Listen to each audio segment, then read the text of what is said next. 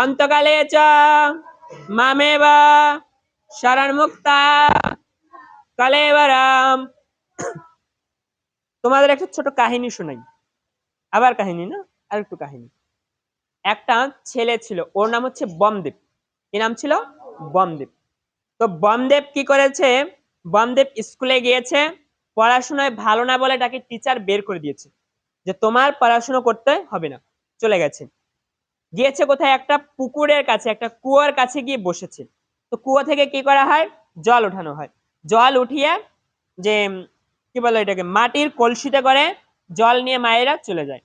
এবার মাটির কলসিটা যেখানে রাখে ওখানে ছিল পাথর। তো কলসিটা রাখতে রাখতে, শোনো, কলসিটা রাখতে রাখতে ওই জায়গাটা গোল হয়ে গেছে, কলসিটা রাখার আগেই পড়ে যায়।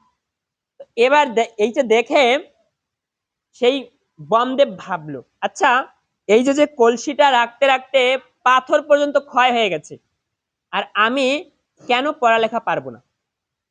কথা আছে না, একবার না পারিলে দেখো শতবার। বলছি কেন পারবো না? তো সেই বমদেব কি করলো, তিনি অধ্যয়ন শুরু করলো, বেদ রামায়ণ সব মুখস্থ করে ফেললো। যে ছেলেটা স্কুলে ফেল করে চলে এসেছে, সে শাস্ত্রের, হ্যাঁ, অনেক কিছু উনি রচনা করছে। বমদেব, যখন ভারত শাসন হয়, যুদ্ধ হয়, তখন সমস্ত বই পুড়িয়ে দেওয়া হয়, সমস্ত গ্রন্থ পুড়িয়ে দেওয়া হয়, উনি বলে এটা লিখে রচনা করে। এইবার দেখো সেই বমদেব কি করলো, কি করলো বলো, পড়াশোনায় ফেল করে চলে এসেছে, আসার পরে সমস্ত গ্রন্থ সে মনে করে ফেলছে। কিভাবে করছে? পড়তে পড়তে অভ্যাস করতে করতে করতে করতে মুখস্থ হয়ে গেছে।